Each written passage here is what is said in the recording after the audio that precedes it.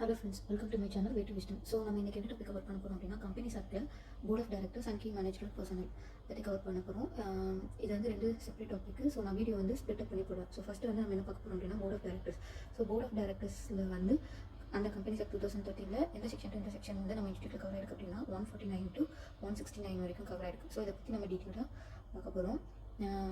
இந்த வீடியோ வந்து ஜஸ்ட் ஒரு ரிவிஷன் வீடியோ மாதிரி தான். ஸோ ஒரு அவுட்லுக் ஒவ்வொரு வியூவாக ஒரு அவுட்லுக் மாதிரி இருக்கும். ஸோ ஃபஸ்ட்டு நீங்கள் இந்த வீடியோ பார்த்துட்டு புக்கை கூட ரிவிஷன் பண்ணலாம். இல்லாட்டி புக்கை ஒன்ஸ் ரீட் பண்ணிவிட்டு இந்த வீடியோ பார்த்தாலும் உங்களுக்கு ஹெல்ப்ஃபுல்லாக இருக்கும். ஆனால் புக்கை வந்து அட்லீஸ்ட் ஒன் டைம் ஆச்சு கம்ப்ளீட் பண்ணியிருக்கணும், ரீட் பண்ணி. ஓகே, ஸோ அப்போ தான் வந்து உங்களுக்கு ஒரு கிளாரிட்டி இருக்கும். ஜஸ்ட் இந்த வீடியோ மட்டும் பார்த்து வந்து எக்ஸாம்ஸ் எழுதலாம் அப்படின்ட்டு ஒரு ஃபேத்தில் இருக்க வேண்டாம். ஸோ இது வந்து ஜஸ்ட் அன் ஓவர் வியூ. ஓகேவா? ஸோ இப்போ போர்ட் ஆஃப் டைரக்டர்ஸ் உள்ள செக்ஷன் 149 to 169 வரையும் கவர் பண்ணுறோம். So first who is director. So டைரக்டரை பற்றி நம்ம இன்டர்லேயே வந்து ஆல்ரெடி நம்ம படிச்சிருக்கோம். ஓகேவா? ஸோ ஒரு கம்பெனி ஃபார்ம் இப்போ சப்போஸ் ஒரு கம்பெனி ஃபார்ம் பண்ணுறாங்க அப்படின்னா, ஃபார் எக்ஸாம்பிள் சொல்கிறேன், ஒரு இண்டிவிஜுவல் இருக்காங்க. ஸோ அவங்க வந்து இன்வெஸ்ட் பண்ணி ஒரு கம்பெனியை ஃபார்ம் பண்ணுறாங்க. ஓகே, ஸோ அப்போது எய்தர் இந்த இண்டிவிஜுவலே வந்து டைரக்டராக இருக்கலாம், ஆர் ஹிஸ் ரிலேட்டிவ் வந்து டைரக்டராக அப்பாயிண்ட் பண்ணலாம், ஆர் அதர் அவுட் சைடு பர்சன்ஸையும் அவங்க வந்து என்ன பண்ணலாம் அப்படின்னா டைரக்டராக அப்பாயிண்ட் பண்ணலாம். எதை பேஸ் பண்ணி அப்பாயிண்ட் பண்ணுவாங்க அப்படின்னா, through his skill, experience and knowledge in some specific fields.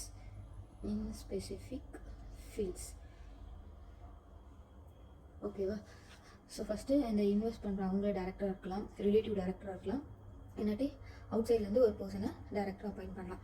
So இந்த டேரக்டர் வந்து யார் அப்படின்னா, இந்த பர்சன் வந்து டேரக்டராக அப்பாயிண்ட் பண்ணிக்கலாம். ஸோ இவங்க வந்து என்னவா ரெப்ரசென்ட் பண்ணுவாங்க அப்படின்னா, just an officer in company. Okay, அப்புறம் has a power to control the affairs of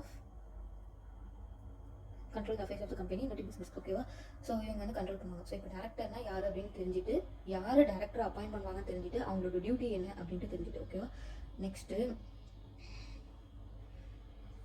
next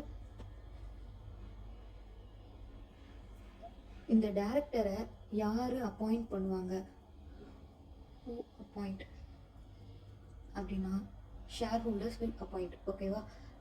shareholder will appoint the directors has a power to control the affairs of the company. ஆனால் before that he want to consult with the shareholders, because shareholder தான் யார் அப்படின்னு சொல்லுவாங்க, owners of the company அப்படின்னு சொல்லுவாங்க. Because அவங்க தான் வந்து ஷேர்ஸ் வந்து ரெஸ்பெக்டிவான ஷேர்ஸ் கம்பெனிலேருந்து வாங்கியிருப்பாங்க. ஸோ ஷேர்ஹோல்டர்ங்கிறது owners of the company. So shareholders வந்து யார் அப்பாயிண்ட் பண்ணுவாங்க, போர்ட் ஆஃப் டைரக்டர்ஸாக அப்பாயிண்ட் பண்ணுவாங்க. அப்போ போர்ட் ஆஃப் டைரக்டர்ஸ் வந்து கம்பெனியில் ஏதாச்சும் ஒரு மேண்டேட்டரியான டிசிஷன்ஸ் எடுக்கிறாங்களோ, இல்லாட்டி சம்திங் எது சேஞ்சஸ் கொண்டு வராங்களோ அப்படின்னா, ஃபஸ்ட்டு ஷேர்ஹோல்டர்ஸோட அப்ரூவல் வச்சு தான், ஷேர்ஹோல்டர் அப்ரூவ் பண்ணால் மட்டும்தான் டேரக்டர்ஸால் அதை வந்து எக்ஸிக்யூட் பண்ண முடியும். ஓகேவா? இப்போது ரெண்டாவது வந்து கீ மேனேஜரல் பர்சனல். ஓகேவா? ஸோ இவங்க யார் அப்படின்னா, இவங்களை யார் அப்பாயிண்ட் பண்ணுவாங்க அப்படின்னா, இந்த போர்ட் ஆஃப் டைரக்டர்ஸ் இருக்காங்கல்ல, இந்த போர்ட் ஆஃப் டைரக்டர்ஸ்ங்கிறது வந்து என்னது அப்படின்னா, கலெக்டிவ் ஆஃப் டைரக்டர்ஸ். ஓகே, இந்த கலெக்டிவ் ஆஃப் டைரக்டர்ஸை தான் நம்ம என்ன சொல்கிறோம், போர்ட் ஆஃப் டைரக்டர்ஸ் சொல்கிறோம். இவங்க தான் யார் அப்பாயிண்ட் பண்ணுவாங்கன்னா, கீ மேனேஜரல் பர்சனல் வந்து அப்பாயிண்ட் பண்ணுவாங்க. இதில் வந்து ஒரு 5 திங்ஸ் வந்து கவர் ஆகும். ஒன்று சிஇஓ, சிஎஃப்ஓ, சிஎஸ்ஏ, இந்த மாதிரி ஒரு 5 வந்து கவர் ஆகும். ஓகேவா? ஸோ டேரக்டர்ஸ் வந்து ஷேர் ஹோல்டர்ஸோட அப்ரூவலோட ஒரு டிசிஷன் எடுத்து வச்சிருப்பாங்க. அந்த டிசிஷனை வந்து யார் மூலியமாக எக்ஸிக்யூட் பண்ண வைப்பாங்க அப்படின்னா, கீ மேனேஜரல் பர்சனல் வச்சு தான் எக்ஸிக்யூட் பண்ணுவாங்க. ஓகே, ஸோ இந்த ரெண்டு பேத்துக்கும் உள்ள ஸ்லைட் டிஃப்ரென்ஸ் இதுதான். Director control the affairs of the business இருக்கும், டியூட்டிஸு. இதே கீ மேனேஜரல் பர்சன் என்ன பண்ணுவாங்க அப்படின்னா, controls the day to day affairs of business. ஓகேவா? இவங்க டேரக்டர்ஸ் வந்து ஜென்ரலாக அஃபேர்ஸ் ஆஃப் த பிஸ்னஸ் என்ன அப்படின்ட்டு கண்ட்ரோல் பண்ணுவாங்க. இவங்க வந்து டே டு டேல என்ன எக்ஸிக்யூட் பண்ணணும் அப்படின்னு பண்ணுவாங்க. ஸோ மேனேஜரல் பர்சன் தான் எந்த டிசிஷனாலும் கம்பெனியில் எக்ஸிக்யூட் பண்ணுவாங்க. இது வந்து ஜஸ்ட் அண்ட் ஓவர் வியூ தான். ஓகேவா? ஸோ இப்போ நம்ம வந்து டீட்டெயிலாக பார்ப்போம். ஸோ ஃபஸ்ட் வந்து என்ன அப்படின்னா,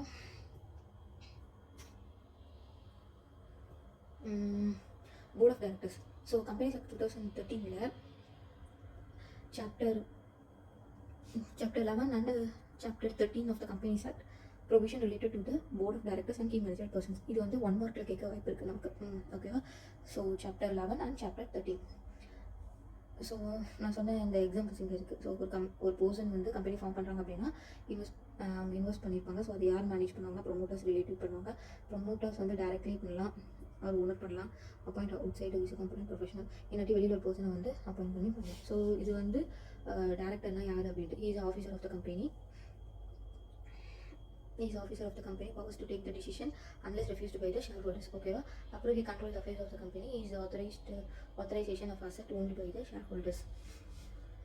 So okay, so இப்போ இதில் டேரக்டர்ஸ்னா the director means a director appoint to the board of the company. இது ரெண்டு செக்ஷனும் நம்ம இன்ஸ்டியூட்டில் உள்ள டெஃபினேஷன். ஓகேவா? ஸோ 234ல் டேரக்டர்னா யார் அப்படின்னு கொடுத்துருக்கு, 210ல் போர்ட் ஆஃப் டேரக்டர்ஸ்னா யார் அப்படின்ட்டு டிஃபைன் பண்ணியிருக்கு. ஸோ 234ல் director means a director appointed to the board of the company. Company உள்ள போர்டில் ஒரு டேரக்டர் அப்பாயிண்ட் பண்ணுவாங்க. ஸோ இது நீங்கள் ஜஸ்ட் ரீட் பண்ணிக்கோங்க. ஓகேவா? அடுத்தது 210 board of directors or board in relation to a company means a collective body of directors of a company. நான் முன்னாடி சொல்லியிருக்கேன். ஸோ போர்ட் ஆஃப் டேரக்டர்ஸ்ங்கிறது வந்து என்னென்னா collective body of the directors தான். ஓகேவா? ஸோ டெஃபினேஷன் பொறுத்த வரைக்கும் நீங்கள் வந்து எழுதுறீங்க அப்படின்னா ஆசிட்டிஸ் எழுதணும். ஓகேவா? ஸோ நெக்ஸ்ட்டு இனிமேல் தான் வந்து ப்ரீஃபாக பார்க்க போகிறோம். ஸோ ஆல்ரெடி சொல்லியிருந்தேன்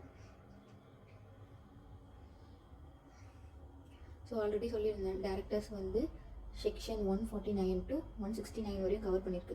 ஓகே, ஸோ இப்போ நம்ம first section 149 number of directors வந்து பார்க்க போகிறோம். எல்லா செக்ஷனுமே பார்ப்போம், எதுவுமே ஒமிட் பண்ண மாட்டோம். எல்லாமே ஒரு ஓவர் வியூவில் இருக்கும், இன்டெப்த்தாக இருக்காது. ஸோ நீங்கள் இந்த வீடியோ ஒன்ஸ் வந்து நீங்கள் பார்த்துட்டு இது நீங்கள் ஸ்பீடப் பண்ணி கூட பார்த்துட்டு நெக்ஸ்ட்டு புக்ஸ் ஒன்ஸ் வந்து கம்ப்ளீட்டாக ரீட் பண்ணிவிடுங்க, டாப் டு பாட்டம். இப்போ போர்ட் ஆஃப் டேரக்டர்ஸ்னால் போர்ட் ஆஃப் டேரக்டர்ஸ் டாப்பிக்கை டாப் டு பாட்டம் ரீட் பண்ணி முடிச்சுங்க. ஓகேவா? ஸோ ஃபஸ்ட்டு வந்து board of directors, number of directors. ஓகேவா? நம்பர் ஆஃப் டேரக்டர்ஸ் வந்து மினிமம் மொத்தமாக கம்பெனி வந்து 3 கம்பெனி இருக்குது. So private company, public company, 1% company. So minimum number of directors என்ன private company 2, public company 3, OPC 1% company வந்து 1. Maximum number of directors வந்து இந்த 3த்துலையுமே வந்து 15 members maximum number of directors இருக்கலாம். அந்த மேக்ஸிமம் நம்பர் ஆஃப் டேரக்டர்ஸ் வந்து 15க்கு மேலே எக்ஸிட் ஆகக்கூடாது. சப்போஸ் எக்ஸிட் ஆகிறாங்க அப்படின்னா கண்டிப்பாக அவங்க வந்து என்ன பண்ணியிருக்கணும், ஸ்பெஷல் ரெசல்யூஷன் வந்து பாஸ் பண்ணியிருக்கணும். May appoint more than 15 directors by passing special resolutions. ஓகேவா? அடுத்தது இந்த ஸ்பெஷல் ரெசல்யூஷன் பாஸ் பண்ணியும் 15 டேரக்டர்ஸ் மேலே அப்பாயிண்ட் பண்ண முடியாது 2 கம்பெனியில். என்ன கம்பெனி அப்படின்னா section 8 company and government company. Section 8 கம்பெனினா உங்களுக்கு என்ன தெரியும், அந்த சர்வீஸ் ஓரியன்ட் மாதிரி இருக்கும். ஸோ கவர்மெண்ட் கம்பெனினா holds more than 15% of the shares வந்து held by the central government, state government, or both central or state government. ஓகேவா? ஸோ 149(1)ல் வந்து நம்பர் ஆஃப் டேரக்டர்ஸ் பார்த்தோம்.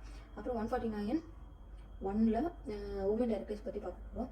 ஸோ உமன் டேரக்டர்ஸ் எந்த கம்பெனியில் உமன் டேரக்டர்ஸ் இருக்கணும் அப்படின்னா at least 1 woman director should be appointed to the board prescribed in the class of companies. 2 இதில் வந்து உமன் டேரக்டர்ஸ் வந்து கண்டிப்பாக அப்பாயிண்ட் பண்ணணும். ஃபஸ்ட்டு வந்து எவ்ரி லிஸ்டட் கம்பெனிஸில் கம்பல்சரி உமன் டேரக்டர்ஸ் வந்து இருக்கணும் வித்தவுட் எனி கண்டிஷன்ஸ். எந்த கண்டிஷன்ஸ் இல்லாமல் அந்த கம்பெனி லிஸ்ட் பண்ணியிருந்தாங்க அப்படின்னா கண்டிப்பாக அதில் வந்து ஒரு உமன் டேரக்டர்ஸ் இருக்கும். அடுத்தது எவ்ரி பப்ளிக் கம்பெனியில் ஒரு உமன் டேரக்டர் இருக்கணும். ஆனால் இந்த 2 கண்டிஷன்ஸில் ஏதாச்சும் ஒரு கண்டிஷன் சாட்டிஸ்ஃபை பண்ணியிருந்தாங்க அப்படின்னா கண்டிப்பாக உமன் டேரக்டர் இருக்கணும். ஸோ என்ன அப்படின்னா பெய்ட் அப் ஷேர் கேபிட்டல்ஸ் வந்து more than or equal to 100 crores.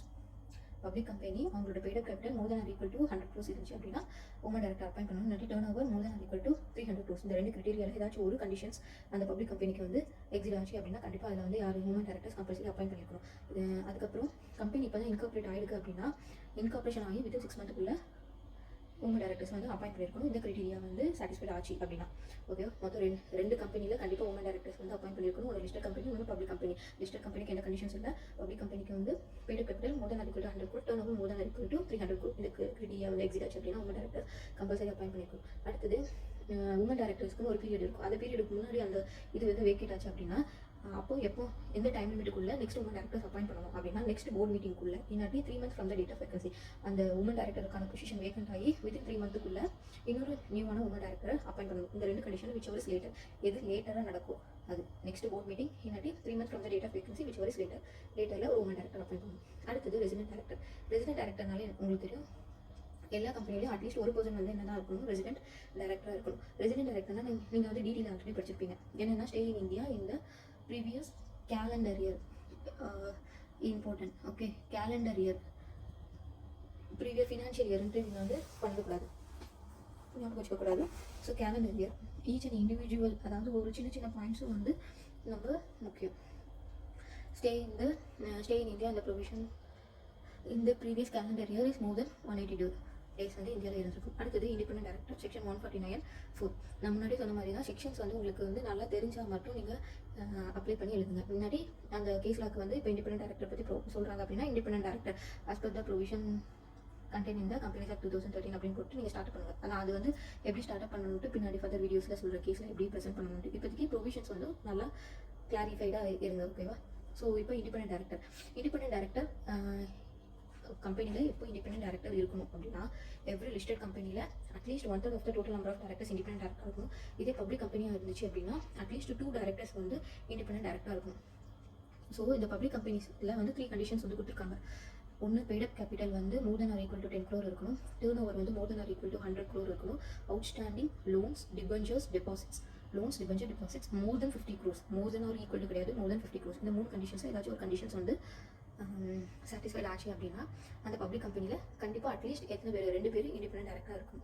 இதுலேயும் இப்போ அந்த இண்டிபெண்டன்ட் டைரக்டருக்கான டைம் பீரியட் வந்து முடிகிறதுக்கு முன்னாடி வேக்கண்ட் ஆச்சு அப்படின்னா உமன் டைரக்டருக்குள்ள அதே கண்டிஷன் தான். நெக்ஸ்ட் ஜென்ரல் மீட்டிங் இல்லாட்டி நெக்ஸ்ட் போர்டு மீட்டிங் இல்லாட்டி 3 months from the date of vacancy whichever is லேட்டரில் ஒரு இண்டிபெண்டன்ட் டைரக்டர் அப்பாயிண்ட் பண்ணணும். ஸோ லிஸ்டட் கம்பெனினா அட்லீஸ்ட் 3 members இருக்கணும் without any conditions. Public companies இருந்துச்சுன்னா at least 2 directors, total number of டைரக்டர்ஸில் 2 directors இண்டிபெண்டன்ட்டாக இருக்கணும் வித் 3 கண்டிஷனில் எனி 1 கண்டிஷன் சாட்டிஸ்ஃபைட் பண்ணாலே போதும். பெய்டப் கேபிட்டல் வந்து 10 crore ஆர் மோர், டர்ன் ஓவர் வந்து 100 crore ஆர் மோர். அடுத்தது outstanding loans debentures deposits more than 50 crores equal கிடையாது. ஓகேவா? அடுத்தது இண்டிபெண்டன்ட் டைரக்டர்ஸ் வந்து யாரெல்லாம் இருக்கக்கூடாது அப்படின்னா whole time director, nominee director, promoter not related to the key manager person, employee of the holding subsidiary of company. ஓகேவா? எந்த கம்பெனியில் இருக்காங்களோ அதோட ஹோல்டிங் சப்சிடரி கம்பெனியில் எம்ப்ளாயியாக இருக்கக்கூடாது. ஸோ ஃபஸ்ட்டு வந்து independent director whole time director இருக்கக்கூடாது, நாமினி டைரக்டராக இருக்கக்கூடாது, ப்ரொமோட்டராக இருக்கக்கூடாது, அப்புறம் not related to the key manager பர்சனாக இருக்கக்கூடாது. மொத்தம் 5 இதெல்லாம் வந்து யாராக இருக்கக்கூடாது, இண்டிபெண்டன்ட் டைரக்டராக இருக்கக்கூடாது. ஓகேவா? Next qualifications of independent director. So அதே தான் இங்கே சொல்லியிருக்காங்க. ஃபர்ஸ்ட்டு வந்து ஹோல் டைம் டைரக்டராக இருக்கக்கூடாது, நாமினி டைரக்டராக இருக்கக்கூடாது, அப்புறம் not a promoter not related to the promoter of the எல்லாம் எப்போவுமே நோட் பண்ணிக்கோங்க. கம்பெனி இந்த டேரக்டர் பொறுத்த வரைக்கும் கம்பெனின்னு இருந்துச்சுன்னா அதோட ஹோல்டிங் சப்சிடரி அசோசியேட் மூணுத்தையும் மென்ஷன் பண்ணணும். ஓகேவா?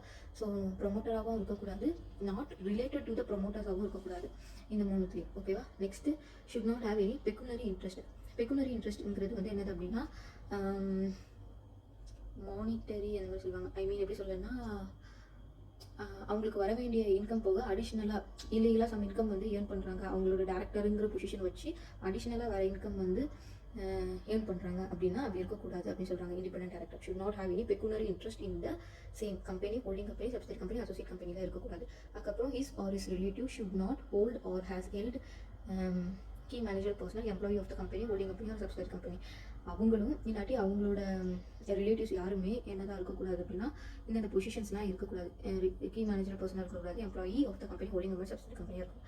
அதுக்கப்புறம் இந்த இண்டிபெண்டன்ட் டைரக்டர் அப்பாயிண்ட் பண்ணுறவங்க should have an efficient skill இருக்கணும், எக்ஸ்பீரியன்ஸ் இருக்கணும், knowledge in finance, law, management. ஏன்னா இண்டிபெண்டன்ட் டைரக்டர் பொறுத்த வரைக்கும் என்ன சொல்லுவாங்க, ஒன்னொன்னா ஈச் அண்ட் எவ்ரி திங் வந்து உட்காந்து அவங்க பண்ண மாட்டாங்க. ஸோ பண்ணுறதை ஜஸ்ட் அவங்க மானிட்டர் பண்ணுவாங்க. ஸோ மானிட்டர் பண்ணுறதுக்கான நாலேஜ் இருக்கணும், ஸ்கில் இருக்கணும், எக்ஸ்பீரியன்ஸ் இருக்கணும். ஃப்ரெஷர்ஸ் கொண்டு வந்து இதில் விட முடியாது, பிகாஸ் எக்ஸ்பீரியன்ஸ்டான பர்சனாக தான் வந்து எல்லாத்தையும் ரெக்டிஃபை பண்ண முடியும். ஓகேவா? ஸோ ஃபினான்ஸு, லா, மேனேஜ்மெண்ட். குவாலிஃபிகேஷன் பொறுத்த வரைக்கும் வெறும் 5 பாயிண்ட் தான். ஸோ இந்த 5 பாயிண்ட் நல்லா ஞாபகம் வச்சுக்கணும். ஃபஸ்ட்டு வந்து என்னதுன்னா ஹோல் டைம் டைரக்டராக இருக்கக்கூடாது, நாமினி டைரக்டராக இருக்கக்கூடாது, அதுக்கப்புறம் அவங்க ப்ரொமோட்டராக இருக்கக்கூடாது, சார்ந்தவங்க யாருமே ப்ரொமோட்டராக இருக்கக்கூடாது, இந்த கம்பெனி ஹோல்டிங் சப்சிடரி அசோசியேட் கம்பெனியில் இருக்கக்கூடாது, அப்புறம் பெக்குனரி இன்ட்ரெஸ்ட் எதுவுமே இருக்கக்கூடாது, அதுக்கப்புறம் அவங்க இல்லாட்டி ரிலேட்டிவ்ஸ் யாருமே என்னதான் இருக்கக்கூடாது, கீ மேனேஜர் பர்சனாகவும் இல்லாட்டி employee of the company, holding company, subsidiary company, associate கம்பெனியாக இருக்கக்கூடாது. அதுக்கப்புறம் யார் அப்பாயிண்ட் பண்ணுறாங்களோ அவங்களுக்கு ப்ராப்பரான ஸ்கில், எக்ஸ்பீரியன்ஸ், நாலேஜ் இருக்கணும். நாலேஜ் வந்து 3 இதில் ஃபினான்ஸ், லா அண்ட் மேனேஜ்மெண்ட், இந்த 3லையும் நாலேஜ் இருக்கணும். ஓகேவா? அதுக்கப்புறம் இண்டிபெண்டன்ட் டைரக்டர் வந்து எப்படி வந்து அப்பாயிண்ட் பண்ணுவாங்க அப்படின்னா ஸோ ஃபஸ்ட்டு வந்து இண்டிபெண்டன்ட் டைரக்டர் என்ன பண்ணுவாங்க அப்படின்னா அவங்கள வந்து ரிஜிஸ்டர் பண்ணிக்கணும். எதில் ரிஜிஸ்டர் பண்ணுவாங்க அப்படின்னா Indian institute of corporate affairs அப்படிங்கிறது. இப்போ அது வந்து ஒரு இன்ஸ்டியூட். ஓகேவா? ஒரு வெப்சைட் மாதிரி இருக்கும், அதில் போய் நம்ம ரிஜிஸ்டர் பண்ணி வைக்கணும். நான் வந்து இண்டிபெண்டன்ட் டைரக்டருக்கான எல்லா எலிஜிபிலிட்டி இருக்குது அப்படின்ட்டு ரிஜிஸ்டர் பண்ணி அவங்க வந்து ஒரு எக்ஸாம் கண்டக்ட் பண்ணுவாங்க. அந்த எக்ஸாம் வந்து நம்ம கிளியர் பண்ணணும். Indian institute of corporate affairs. ஓகேவா? Corporate affairs. இதில் வந்து ரிஜிஸ்டர் பண்ணணும். ரிஜிஸ்டர் பண்ணி நம்ம எக்ஸாமை கிளியர் பண்ணணும். இந்த எக்ஸாம் வந்து யாரெல்லாம் அப்பியர் ஆக வேண்டாம் அப்படின்னா அதுக்கு வந்து சில ஒரு 3 திங்ஸ் இருக்குது. ஸோ ஃபஸ்ட்டு வந்து 10 years of key manager personnel experience இருந்தாலோ, இல்லாட்டி 10 years as advocate CS MSCS ப்ராக்டிஸிங்கில் இருந்தாலோ, இல்லாட்டி சிஜிஎஸ்டிக்கு ஈக்குவலண்ட்டான சேலரி, சிஜிஎஸ்டி வந்து ப்ரொவைட் பண்ணுறதுக்கு ஈக்குவலண்ட்டான சேலரி வந்து அந்த டேரக்டர்ஸ் வந்து வாங்கிட்டு இருந்தாலோ அவங்களும் இந்த ஐஐசிஏ கண்டக்ட் பண்ணுற எக்ஸாம் வந்து கிளியர் பண்ணணும்னு அவசியம் இல்லை. ஓகே, ஜஸ்ட் ரிஜிஸ்டர் மட்டும் பண்ணி வச்சா போதும். அடுத்தது appointment of directors. Appointment of directors. So directors யார் டேரக்டர்ஸாக இருப்பாங்க அப்படின்னா ஒன்லி அன் இண்டிவிஜுவல் தான். கார்ப்பரேட் அஃபேர்ஸ் கம்பெனியை வந்து ஒரு டேரக்டர் நம்மளால் அப்பாயிண்ட் பண்ண முடியாது. ஓகேவா? ஸோ அதான் only an individual can be appointed as director. முன்னாடியே சொல்லிதான் யார் டேரக்டர் அப்பாயிண்ட் பண்ணுவாங்க, ஷேர் ஹோல்டர்ஸ் உள்ள அப்பாயிண்டி டேரக்டர். அடுத்தது first directors of the company. So கம்பெனியோட ஃபர்ஸ்ட் டேரக்டர் வந்து எப்படி முடிவு பண்ணுவாங்க அப்படின்னா கம்பெனினாலே வந்து ஏஓஏ எம்ஓஏ இருக்கும். ஓகேவா? ஸோ ஏஓஏல வந்து எந்த ப்ரொவிஷன்ஸ் வந்து மென்ஷன் பண்ணல அப்படின்னா சப்போஸ் ஏஓஏல வந்து இவங்க தான் ஃபர்ஸ்ட் டேரக்டராக இருக்கணும்னு மென்ஷன் பண்ணியிருந்தாங்க அப்படின்னா ஏஓஏல என்ன மென்ஷன் பண்ணியிருக்காங்களோ அவங்க தான் டேரக்டர், என்ன ரூல்ஸ் அண்ட் ரெகுலேஷன்ஸ் இருக்கோ அதெல்லாம் ஃபாலோ பண்ணணும். சப்போஸ் பண்ணல அப்படின்னா மெமரண்டமோட ஃபஸ்ட்டு சப்ஸ்கிரைப் பண்ணியிருப்பாங்கல்ல, ஸோ அந்த இண்டிவிஜுவல் வந்து ஃபஸ்ட் டேரக்டர் கன்சிடர் பண்ணுவாங்க. எப்போ வரையும் அவங்க ஃபஸ்ட் டேரக்டராக இருப்பாங்க அப்படின்னா நெக்ஸ்ட் ஏஜிஎம்ல இன்னொரு டேரக்டர் அப்பாயிண்ட் பண்ணுற வரைக்கும் அந்த மெமரண்டம் யார் ஃபஸ்ட்டு சப்ஸ்கிரைப் பண்ணியிருப்பாங்களோ அவங்க தான் ஃபஸ்ட் டேரக்டராக இருப்பாங்க. ஓகேவா? சப்போஸ் 1% கம்பெனியில் 1% தான் இருப்பாங்க, அந்த 1% டேரக்டராக இருப்பாங்க. Deem to be the first director. ஓகேவா? அடுத்தது appointment of subsequent directors. So first டேரக்டர்னா நம்ம எப்படி பார்த்தா ஏஓஏல மென்ஷன் பண்ணியிருந்தாங்கன்னா அவங்க இல்லை அப்படின்னா மெமரண்டமாக சப்ஸ்கிரைப் பண்ணுவாங்க. இப்போ சப்சிக்வெண்ட் டேரக்டர்ஸ் எப்படி அப்பாயிண்ட் பண்ணுவாங்க அப்படின்னா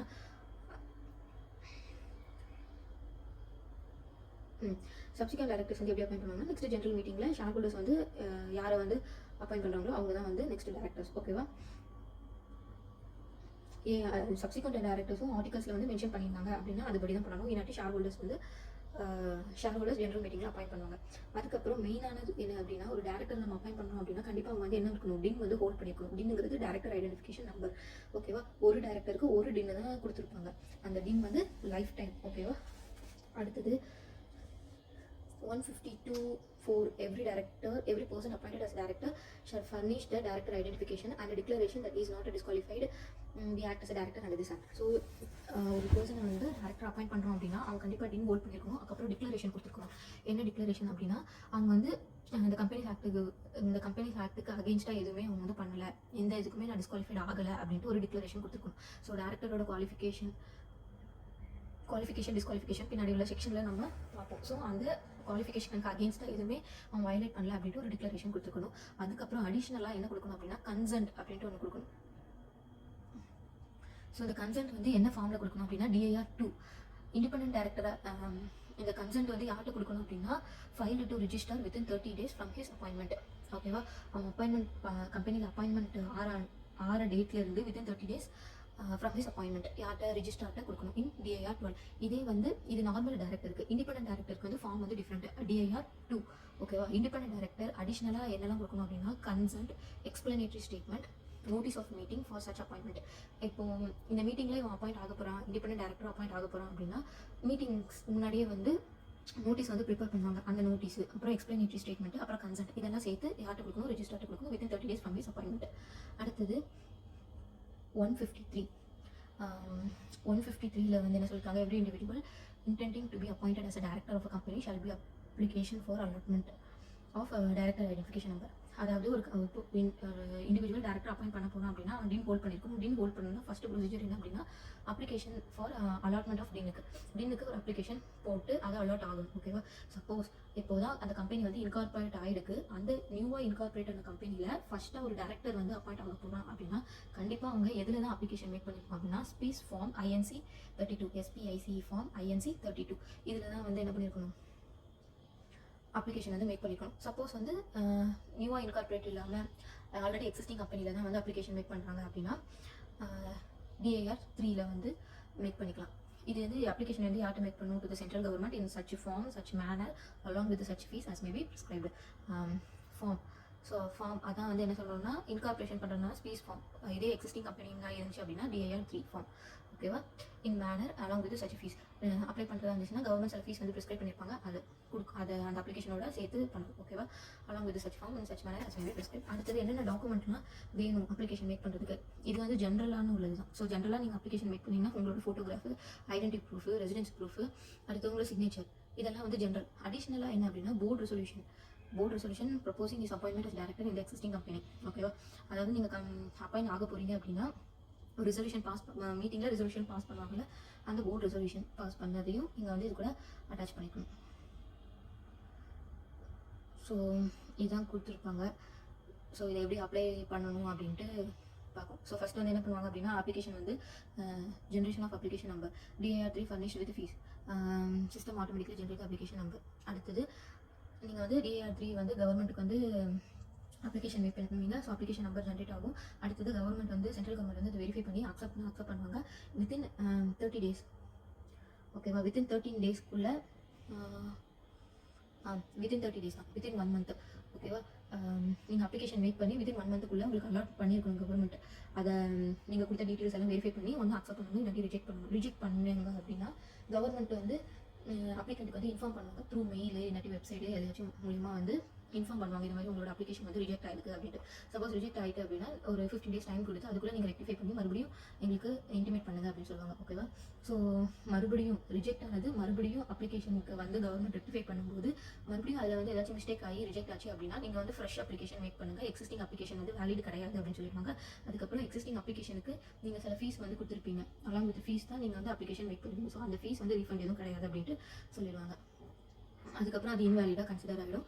அடுத்தது 155ல் வந்து prohibition to obtained more then 1 DIN. அதாவது ஒரு பர்சன் ஒரு DIN தான் இருக்கணும், மோர் தென் 1 DIN வந்து வச்சிருக்கக்கூடாது.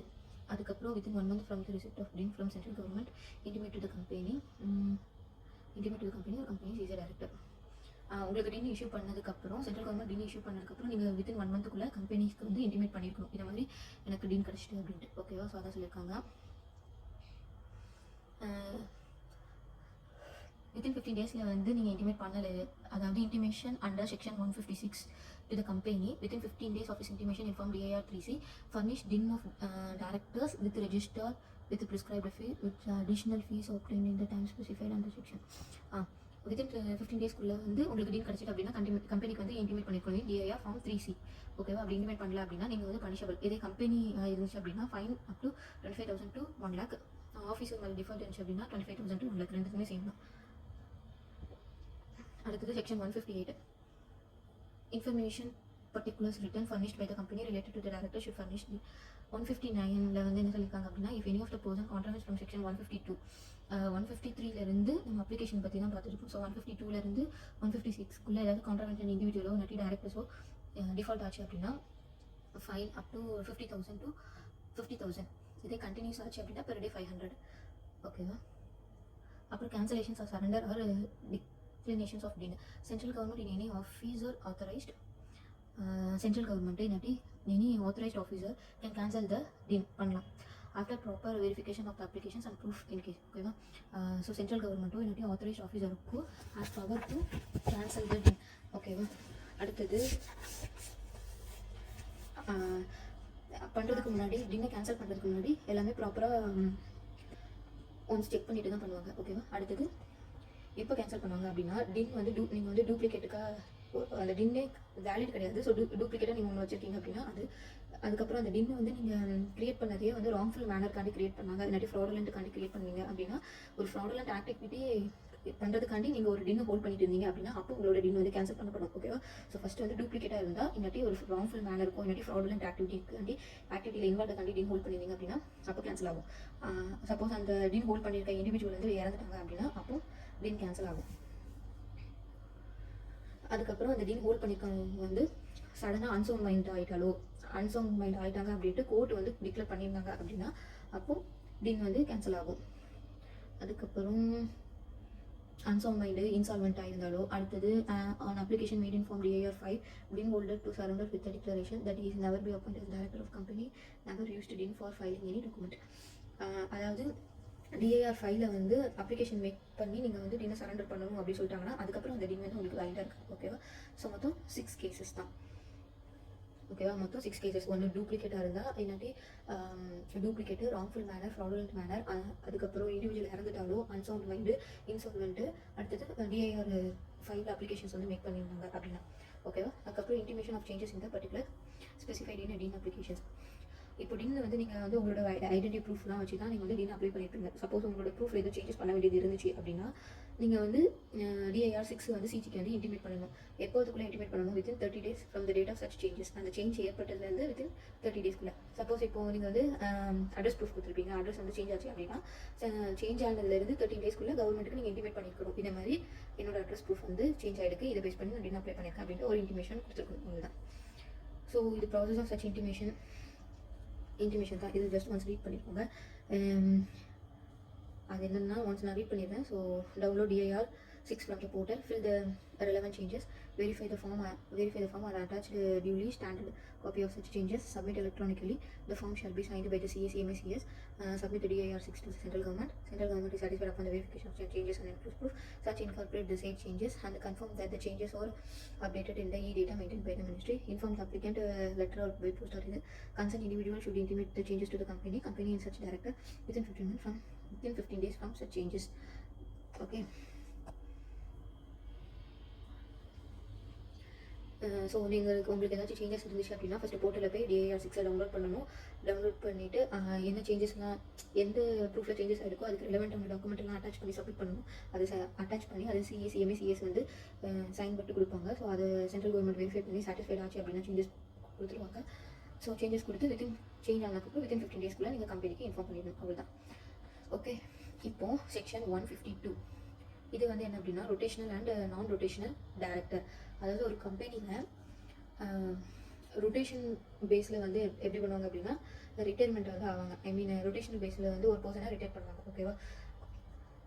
இது வந்து ஆர்டிகல்ஸில் வந்து ப்ரொவைட் பண்ணியிருந்தாங்க.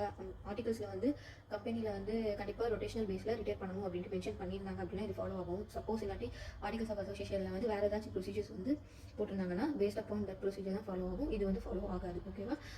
ஆர்டிகல்ஸ் ஆஃப் அசோசியேஷன் எதுவுமே மென்ஷன் பண்ணலனாலும் இது ஃபாலோ ஆகும். ஸோ டோட்டல் நம்பர் ஆஃப் டைரக்டர்ஸில் two-third of the total number of directors of the public company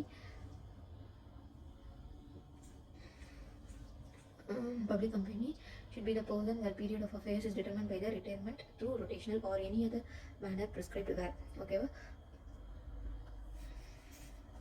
rotational based பண்ணுவாங்க. Remaining 1/3 of the directors are non-rotational director whose appointment is decided by the AGM. So மொத்தம் total number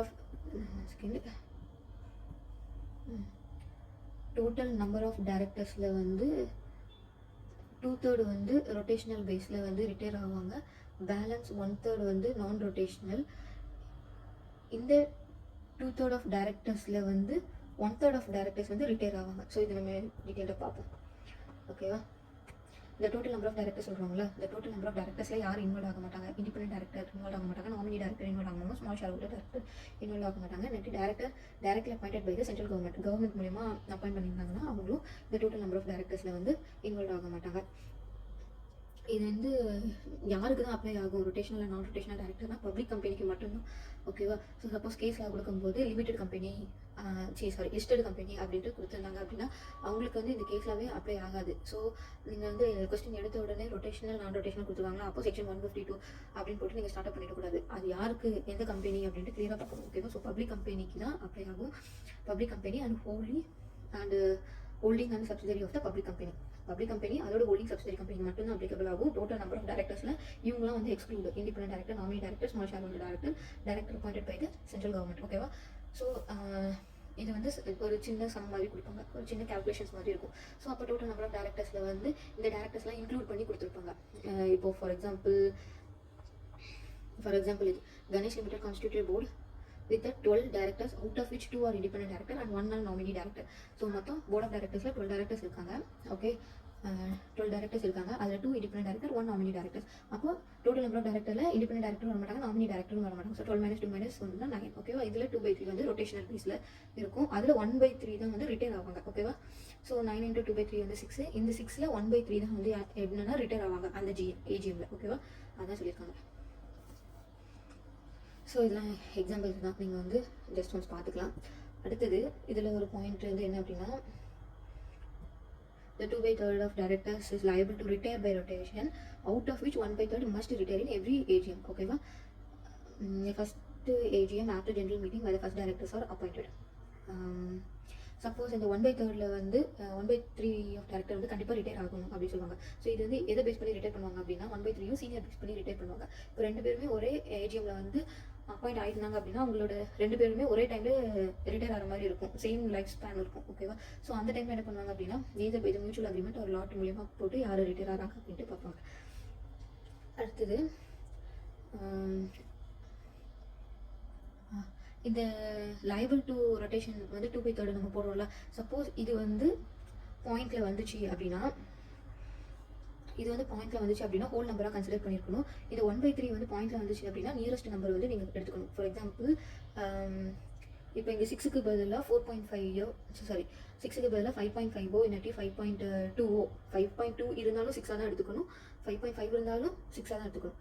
ஆனால் இங்கே வந்து 2க்கு பதிலாக 1.3 இருந்துச்சு அப்படின்னா 1ஆவோ 1.5 இருந்துச்சா 2ஆவோ எடுத்துக்கணும். அதாவது 1.1லேருந்து 1.5க்குள்ளே இருந்துச்சு அப்படின்னா 1ஆ எடுத்துக்கணும், 1.5லேருந்து 2க்குள்ளே இருந்துச்சு அப்படின்னா 2ஆ எடுத்துக்கணும். ஓகேவா? அடுத்தது filling of vacancy of retirement of rotational director. இப்போ அந்த ரொட்டேஷனல் பேஸில் டேரக்டரை ரிட்டையர்மெண்ட் பண்ணிட்டாங்க.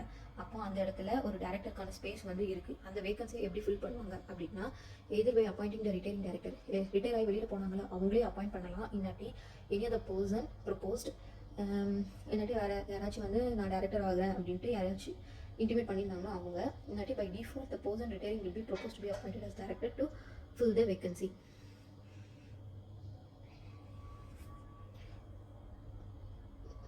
வந்து ரிட்டையரிங் டைரக்டர் அப்பாயிண்ட் பண்ணுவாங்க, இல்லாட்டி எனி அதர் பர்சன் ப்ரொபோஸ் பண்ணுவாங்க, இல்லாட்டி by default the person retiring will be propose to be appointed as director to fill the vacancy. அந்த வேகன்சி ஃபில் பண்ணுறதுக்காண்டி அந்த ரிட்டையரிங் டைரக்டரே வந்து அந்த பிளேஸில் வந்து உட்காரிப்பாங்க. சப்போஸ் இது வந்து கண்டிப்பாக ஒரு டேரக்டர் அந்த ஏஜென்ட் ரிட்டையர் ஆகிட்டாங்க அதனால் கண்டிப்பாக ஃபில் பண்ணணுன்ட்டு ஃபில் பண்ண மாட்டாங்க.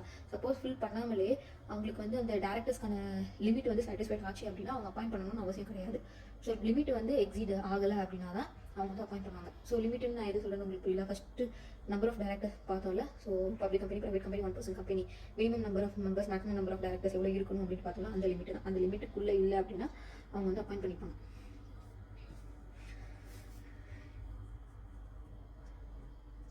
ஸோ அதுதான் இதில் வந்து போட்டிருக்காங்க. சப்போஸ் அந்த ஏஜென்ட்டில் அப்பாயிண்ட் பண்ண முடியல அப்படின்னா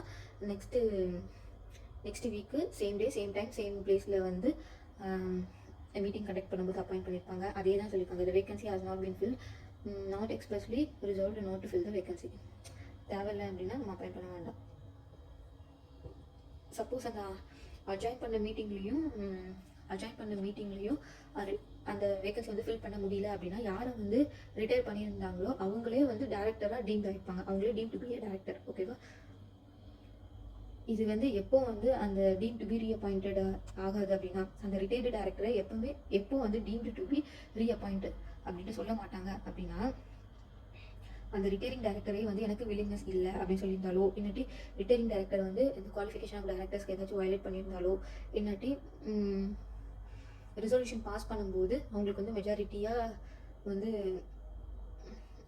அப்பாயிண்ட் பண்ண வேண்டாம் அப்படின்னு சொல்லியிருந்தாலோ அவங்க வந்து என்னது டீம் டு பி ரீஅப்பாயிண்ட் ஆக மாட்டாங்க. ஓகேவா? செக்ஷன் 162 வந்து அப்ளிகபிள் அப்படின்னு சொல்லியிருக்கு. ஸோ 162 வந்து நம்ம பின்னாடி பார்ப்போம். அடுத்தது இது 152(6) and 152(7) வந்து யாருக்கு அப்ளிகபிள் ஆகாது அப்படின்னா government company entire paid up share capital held by the central government, state government central or state government. So government company அதாவது சப்சிடரி கம்பெனிக்கும் என்டையர். ஸோ கவர்மெண்ட் கம்பெனினாலே நம்ம என்ன சொல்லுவோம், the paid up share capital is more than 15% of the paid up share capital is held by central government, state government. இதுதான் வந்து government company சொல்லுவோம். ஆனால் இந்த ப்ரொவிஷன் வந்து யாருக்கு அப்ளை ஆகாது அப்படின்னா கவர்மெண்ட் கம்பெனியில் என்டையர் அவங்களோட ஃபுல் பெய்ட் அப் ஷேர் கேபிட்டலும் central government, state government, central or state government full பண்ணியிருந்தாங்க அப்படின்னா அவங்களுக்கு அப்ளை ஆகாது. நல்லா ஞாபகம் வச்சுக்கணும். Rotational and non rotational retirement வந்து யாருக்கு தான் ஆக்சுவலாக அப்ளிகபிள் ஆகும்னா பப்ளிக் கம்பெனியும் அவங்களோட சப்சிடரி கம்பெனிக்கு மட்டும்தான் அப்ளிகபிள் ஆகும். யாருக்கு அப்ளிகபிள் ஆகாது அப்படின்னா கவர்மெண்ட் கம்பெனியும் அவங்களோட சப்சிடரி கம்பெனிக்கு அப்ளிகபிள் ஆகாது. எப்போனா entire paid up share capital held by central government. ஓகேவா? ஸோ இதெல்லாம் சின்ன சின்ன பாயிண்ட் இதை பேஸ் பண்ணி கேஸ் லாஸஸ் இருக்கும். ஸோ மைனூட்டாக நம்ம வந்து கவனிச்சு எழுதணும். ஸோ நார்மலாக ரொட்டேஷன் கொடுத்துட்டாங்க, ஸோ அந்த பாயிண்ட்ஸ்லாம் எழுதணும் அப்படின்னு இருக்கு. ஒன்ஸுக்கு ஒரு கொஸ்டின் 1 or 2 டைம்ஸ் ரீட் பண்ணி கிளியர் ஆகும்.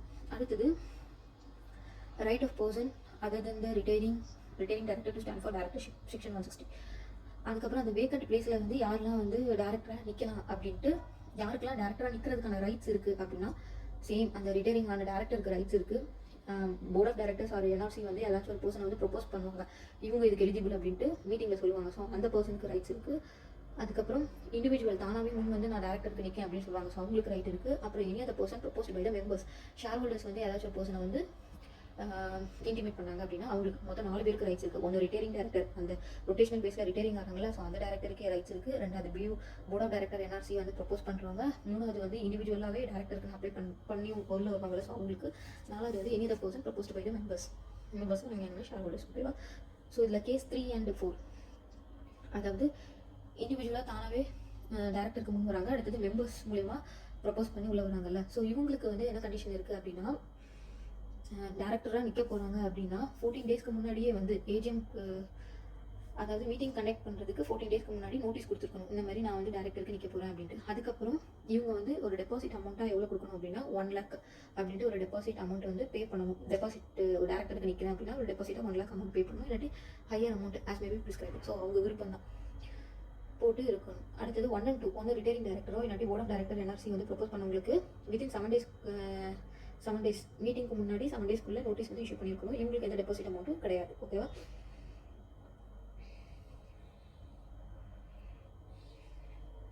அடுத்தது கம்பெனியோட டியூட்டி வந்து என்னது அப்படின்னா, இந்த 4 கேஸில் வந்து நான் டேரக்டராக நிற்கேன் அப்படின்ட்டு இன்டிமேட் பண்ணுவாங்க. அதில் கேஸ் 3 and 4 வந்து 14 டேஸ்க்கு முன்னாடி, மீட்டிங்க்கு முன்னாடி 14 டேஸ்க்கு முன்னாடி நோட்டீஸ் இஷ்யூ பண்ணியிருக்கணும். அடிஷனலாக டெபாசிட் அமௌண்ட் பே பண்ணியிருக்கணும். டெபாசிட் அமௌண்ட் வந்து மினிமம் 1 lakh, முன்னாடி ஆஸ் மேபி ப்ரிஸ்கிரைப். அப்புறம் 1 and 2 வந்து 7 daysக்கு முன்னாடி வந்து என்ன பண்ணியிருக்கணும், நோட்டீஸ் வந்து இஷ்யூ பண்ணியிருக்கணும், நான் அந்த மாதிரி டேரக்டராக நிற்க போகிறேன் அப்படின்ட்டு. அதுக்கு அடுத்தது டெபாசிட் அமௌண்ட் கிடையாது. ஸோ இதை பேஸ் பண்ணி கம்பெனி வந்து ஆக்ஷன் எடுக்கணும். என்ன அப்படின்னா 7 daysக்கு முன்னாடியே வந்து கம்பெனி வந்து என்ன பண்ணுவாங்க அப்படின்னா, இவங்க தான் கேண்டிடேட்டாக நிற்காங்க அப்படின்ட்டு ஒரு இன்ஃபார்ம் பண்ணணும், எல்லா மெம்பர்ஸ்க்கும் இன்ஃபார்ம் பண்ணணும், அவ்வளோதான்.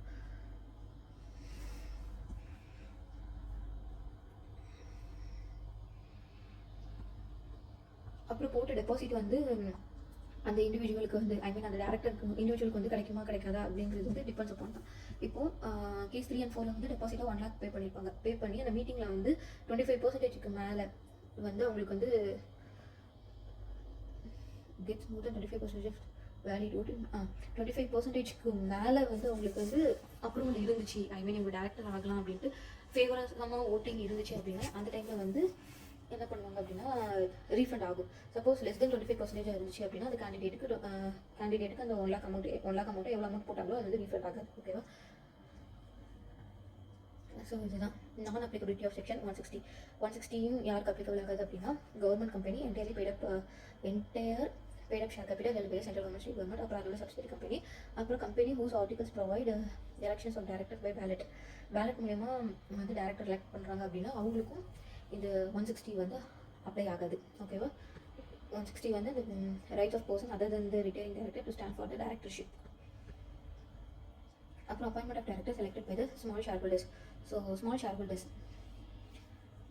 ஸ்மால் ஷேர்ஹோல்டர்ஸ்ங்கிறது வந்து என்னது அப்படின்னா, who is holding the nominal value of not more than 20,000 or such amount prescribed.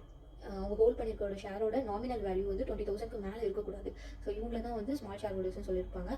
Small share holders, so எந்த கம்பெனியில் ஸ்மால் ஷேர் ஹோல்டர்ஸ் டேரக்டர்ஸ் தான் அப்பாயிண்ட் பண்ணுவாங்க அப்படின்னா, லிஸ்டட் கம்பெனிஸ் முன்னாடி நம்ம உமன் டேரக்டர், இண்டிபெண்டன்ட் டேரக்டர்ஸ்லாம் every listed company must appoint 1 woman director அப்படின்ட்டு அங்கே மஸ்ட்னு படித்தோம். இங்கே மே தான். ஸோ லிஸ்டட் கம்பெனி வந்து அப்பாயிண்ட் பண்ணலாம், பண்ணாமலே இருக்கலாம். ஸோ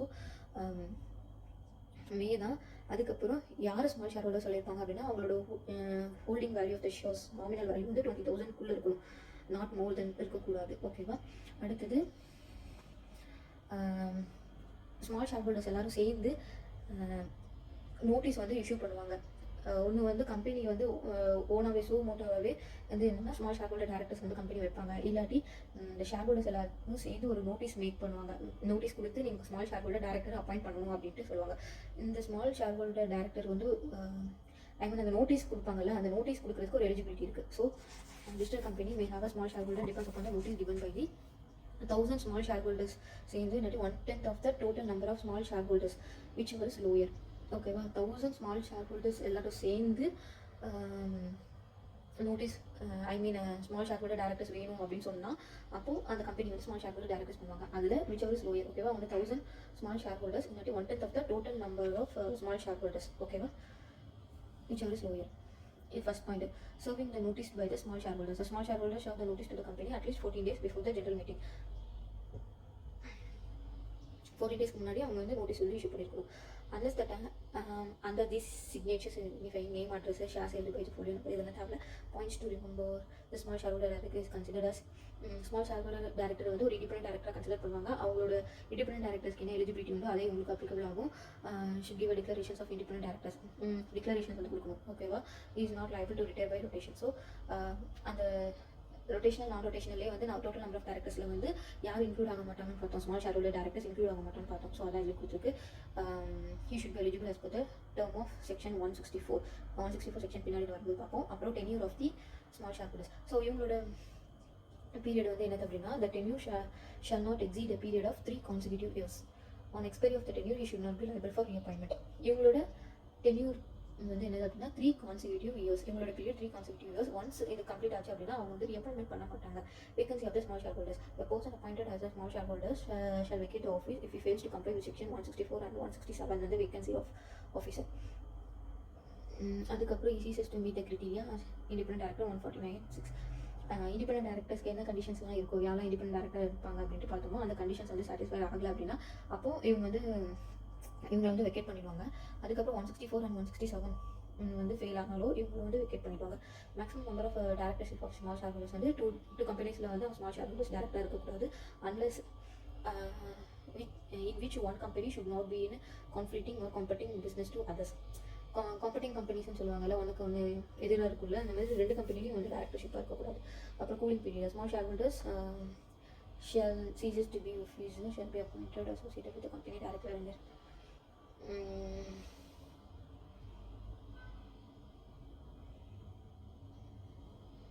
அந்த கூலிங் பீரியடில் வந்து கூலிங் பீரியட்னு ஒன்று இருக்கும். அந்த கூலிங் பீரியடில் அவங்க வந்து ஆல்ரெடி ஸ்மால் ஷேர் ஹோல்டர்ஸ் டேரக்டர்ஸாக இருப்பாங்கல்ல, ஸோ அதுக்கு ஈக்குவலண்ட்டாக அதில் ஐ மீன் அது ஓரியன்டாக உள்ள அசோசியேட் கம்பெனி ஹோல்டிங் கம்பெனிலையும் அவங்க வந்து டேரக்டராக இருக்கக்கூடாது.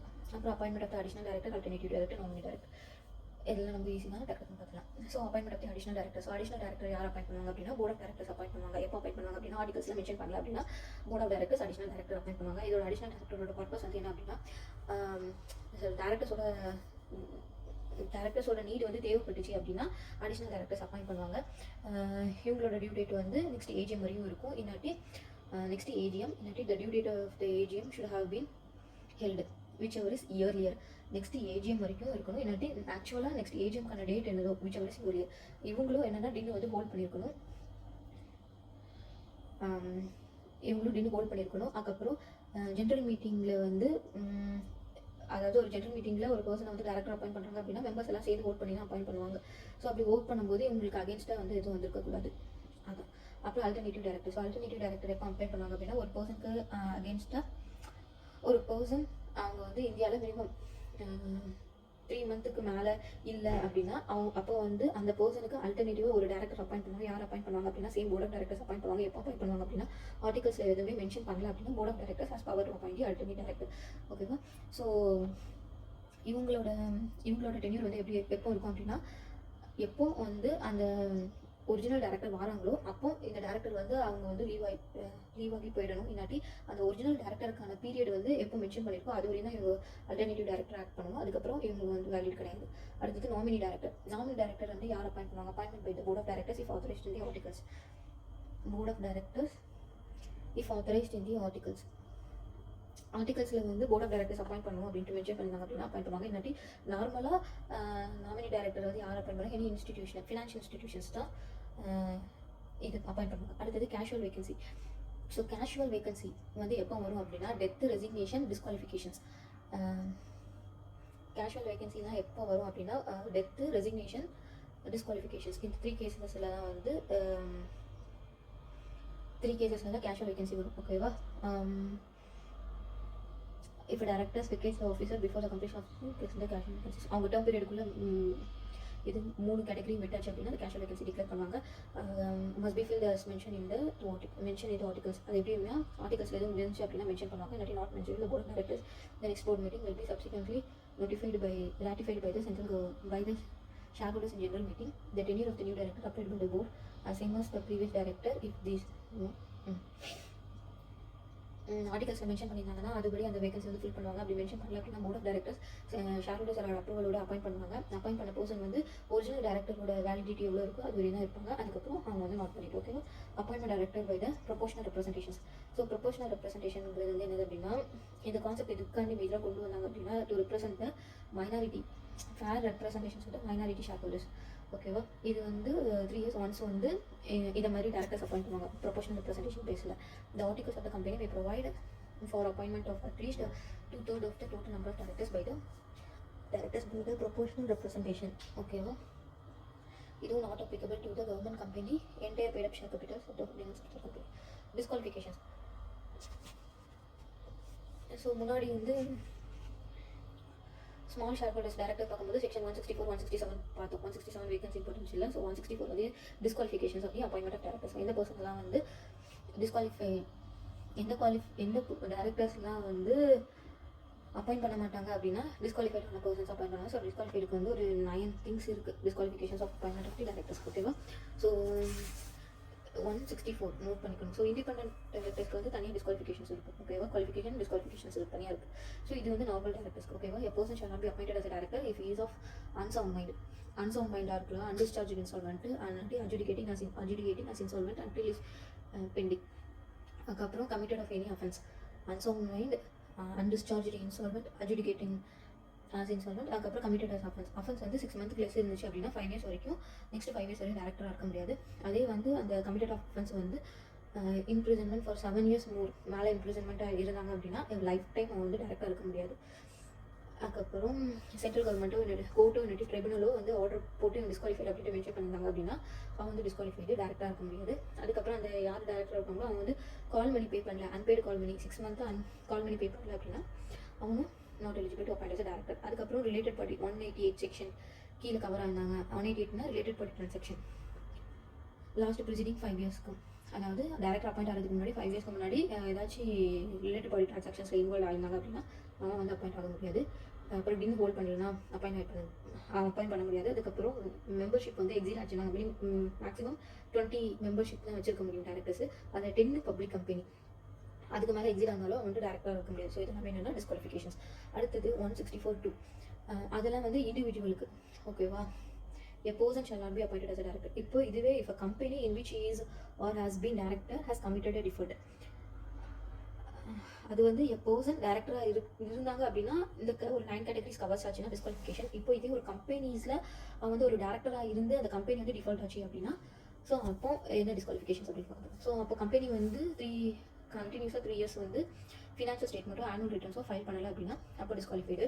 அப்புறம் கம்பெனி வந்து சொன்ன டெபாசிட் அமௌண்ட்டை வந்து பே பண்ணலனாலோ அக்செப்ட் பண்ண டெபாசிட் ரீபே டெபாசிட் அக்செப்ட் பண்ண டெபாசிட் பே பண்ணலனாலோ அதுக்கான இன்ட்ரெஸ்ட் பே பண்ணலனாலோ அப்புறம் டிபெஞ்சர்ஸ் ஆர் எனி இன்ட்ரெஸ்ட் அதுக்கப்புறம் dividend declare failure to committee for 1 year dividend declare பண்ணி 1 year வரையும் அவங்க வந்து பே பண்ணல அப்படின்னாலும் அப்போ அந்த டேரக்டர் வந்து என்ன பண்ணுவாங்க டிஸ்குவாலிஃபைடுன்னு கன்சிடர் பண்ணுவாங்க. சப்போஸ் அந்த கம்பெனி டிஸ்குவாலிஃபைட் ஆகி இவன் ஜாயின் பண்ணி 6 months அந்த கம்பெனி டிஸ்குவாலிஃபைட் ஆச்சு அப்படின்னா இஸ் நாட் எலிஜிபிள் ஃபார் அவன் வந்து எலிஜிபிள் கிடையாது. இவன் டேரக்டராக ஜாயின் பண்ணி 6 months தான் ஆயிருக்கு. ஸோ அதுக்குள்ளே இப்படி ஒரு டிஸ்குவாலிஃபிகேஷன் அக்யூர் ஆச்சு அப்படின்னா அந்த டிஸ்குவாலிஃபிகேஷன் இவன் அஃபெக்ட் ஆகாது ஓகேவா. இன்னாட்டி he shall not be eligible for reappoint for director defaulting company as appointed in any company for period of 5 years from the date of default of the company, not applicable for the government company. இது government கம்பெனிக்கு வந்து applicable ஆகாது ஓகேவா. அடுத்தது private கம்பெனியில் வந்து disqualification ஆர்டிகல்ஸில் வந்து additional டிஸ்குவாலிஃபிகேஷன்ஸ் ஏதாச்சும் இன்க்ளூட் பண்ணியிருந்தாங்கன்னா அதுவும் இன்வால்வ் ஆக வச்சுருக்காங்க. அடுத்தது resignations of the director 168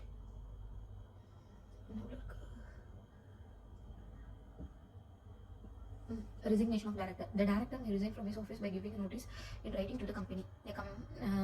The company within 30 days from the receipt of notice of resignation, intimation to Abuzi in the form to and place. It is in the same. It will committed the same to the member in the next AGM. The director shall be forward the copy of resignations with reasons to the register within 30 days from the date of resignations in form DAR 11.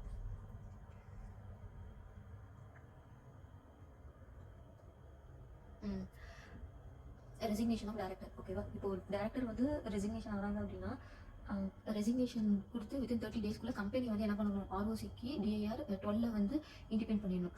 அதே மாதிரி individual வந்து அவங்க resignation பண்ணி within 30 டேஸ்க்குள்ளே யாருக்கு ரிஜிஸ்டருக்கு வந்து DIR 11 வந்து intimate பண்ணிருக்கணும். அப்புறம் effective date of resignation. So resignation எப்போ எஃபெக்டிவ் ஆகும் அப்படின்னா, அந்த ரெசிக்னேஷன் லெட்டரில் வந்து என்ன டேட் மென்ஷன் பண்ணியிருந்தாங்களோ அது, இல்லாட்டி எப்போ அந்த ரெசிக்னேஷன் இன்டிமேட் பண்ணது வந்து இவங்களுக்கு எப்போ இன்டிமேட் ஆச்சு, இவங்களுக்கு எப்போ கம்பெனிக்கு எப்போ ரீச் ஆச்சோ அந்த டேட் விச் இஸ் லேட்டர். ஓகேவா? Resignation of director.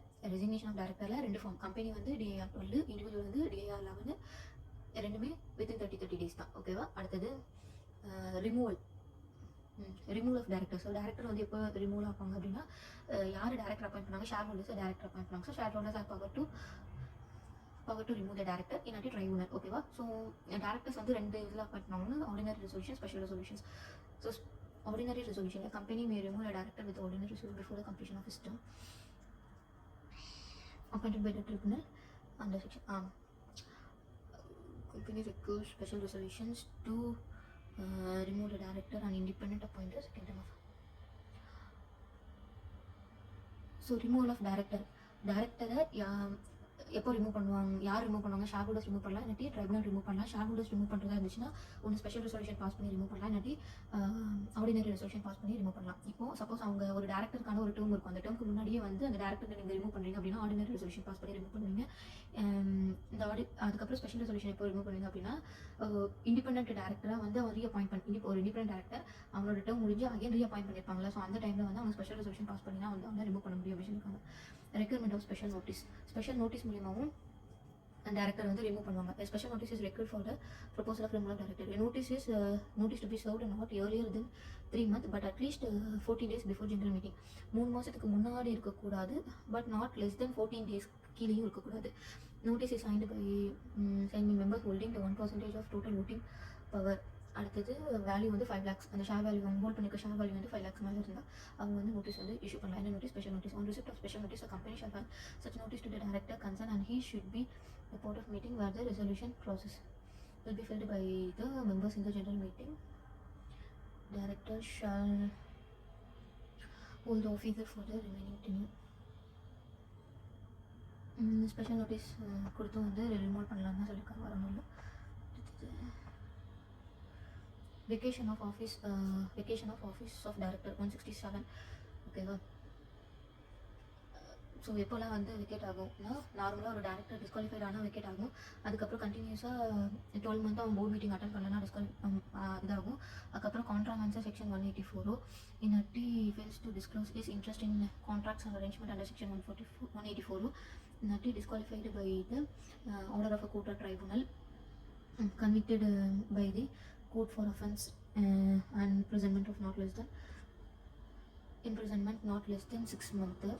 Aditha has been removed under section 169, has been disqualified 164 to vacate the office in the companies except the default companies. ஒரு 8 பாயிண்ட்ஸில் வெக்கேஷன் பண்ணலாம். ஒன்று டிஸ்குவாலிஃபிகேஷன் அண்டர் செக்ஷன் 164, இல்லாட்டி continues 12 month board meeting attend பண்ணலாம்னாலோ, இல்லாட்டி under section 188 contracts பண்ணியிருந்தாலோ, fails to disclose is interest 184 கீழே contracts பண்ணியிருந்தாலோ, இல்லாட்டி டிஸ்க்ளோஸ் இஸ் அவங்களோட இன்ட்ரெஸ்ட் டிஸ்கஸ் பண்ணலனாலோ, contracts or arrangement under section 184 கீழே. அடுத்தது கோர்ட் ஆர் ட்ரைபுனல் வந்து டிஸ்குவாலிஃபை பண்ணியிருந்தாலோ, இல்லாட்டி இம்ப்ரிசன்மெண்ட் லெஸ் தான் 6 மந்த்து. அதுக்கப்புறம் டேரக்டர் ரிமூவ் பண்ணியிருந்தாங்கன்னா, ரிமூவல் ஆஃப் டேரக்டர் இப்போ தான் பார்த்தா 169. அப்புறம் disqualification shall be vacate office in companies except the default companies.